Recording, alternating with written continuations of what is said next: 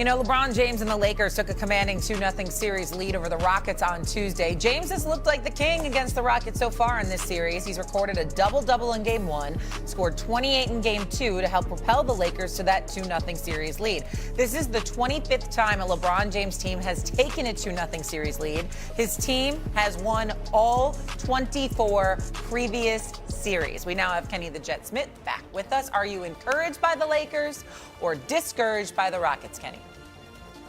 Well, I would say encouraged by the Lakers, because when you have a basketball team that you say you have an A, B, and C option, and Luka Doncic was A, you had Austin Reeves at B, and LeBron James was at C. And now your C option is leading guys who are probably were just space guys who can create space for you. Luke Kennard, Marcus Smart, and DeAndre Ayton have really played exceptionally well, while the C option is leading us.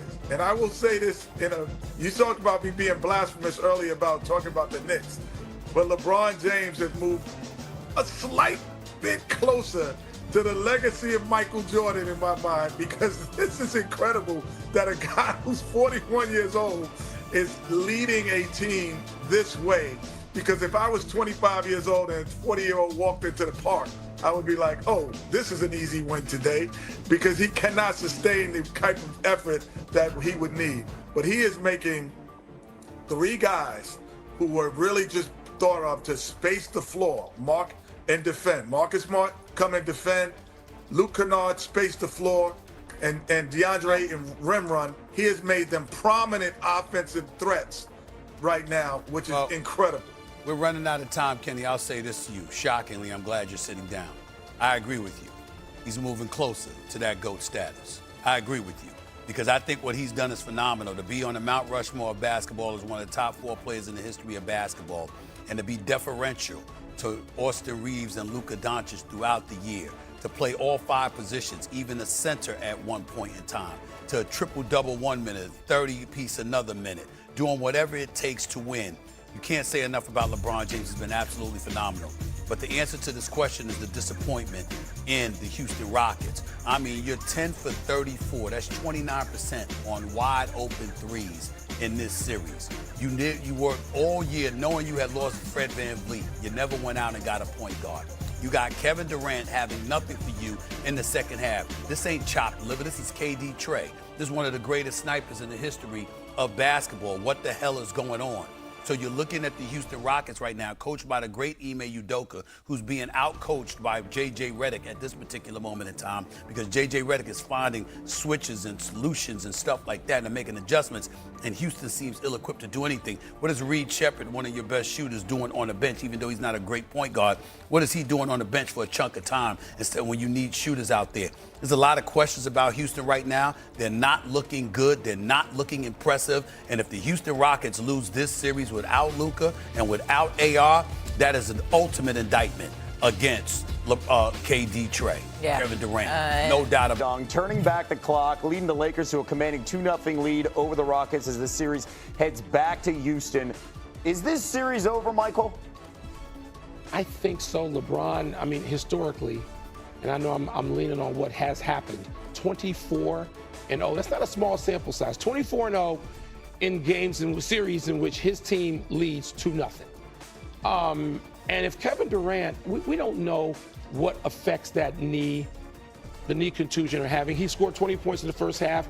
Clearly ran out of gas, did not have it physically in the second half for 3 points. That's not Kevin Durant. So we're looking at a Houston team which has really been disappointing, to be honest with you. Very much through so. These first 2 games.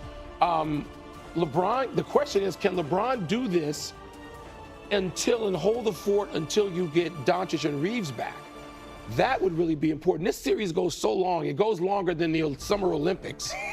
It goes until the middle of the first week of May. The days off in between. You think the league and certain network bosses want us to have LeBron James in action for these games? Yeah, if LeBron, who doesn't have to play back-to-backs, gets some downtime, gets 2 days off, the way he's playing, LeBron's ability to diagnose whatever is needed quarter to quarter, game to game, night to night, series to series, It's amazing at this stage that he can do that and just sort of be whatever he needs to morph and be whatever he needs to be.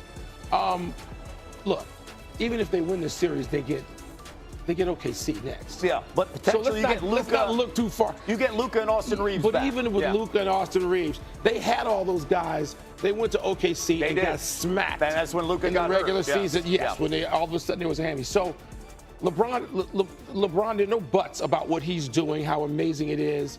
Can he get at least one of these games? I think they'll get a game in Houston as well. Houston just looks off. Houston had every chance in all season long, once Fred VanVleet was injured, to go and get a point guard. Get somebody to help Kevin Durant. Kevin Durant bringing the ball up in the second half of games and having to do all of this. Kevin Durant not 27 years old either anymore. Houston blew it in a personnel way then. That's top of the pyramid. I'm not putting that on the staff or on the players. Houston, look at C.J. McCollum, who comes over from Washington to Atlanta, and look at the difference it's made.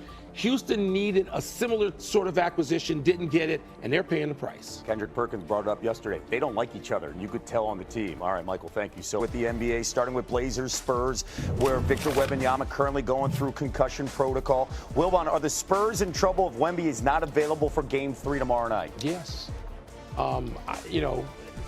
The question is really, is he going to be able to play Game 4? Yeah. To me, Sunday, can he even be ready for Game 4? The average amount of time, Kevin, that's missed for a player in concussion protocol in the NBA is 9 days. That would take him out of Games 3 and 4, importantly. Here's the other thing. We don't even know if they're going to allow him to travel. That's the key, right? Right? Yeah. So this is not like, the other the opponents in Houston. He can just drive in the state of Texas and get to the game like he's in the AAU competition. Yeah. He's got to fly to Portland. We don't know if that's going to be allowed. Yeah, and they're going to depend on their veterans, De'Aaron Fox, Harrison Barnes. Those guys do have playoff experience. Harrison Barnes, a lot of it. They're going to have to rely on that. They did play well and beat Portland a couple of times without Wembanyama in the regular season. Different deal. That's a storyline we're going to continue to follow here with Wemby's health and, of course, that concussion protocol. All right, let's move on to the spiciest first-round matchup. Wolves-Nuggets. Minnesota stole Game 2 on the road to tie the series, and they were talking afterwards.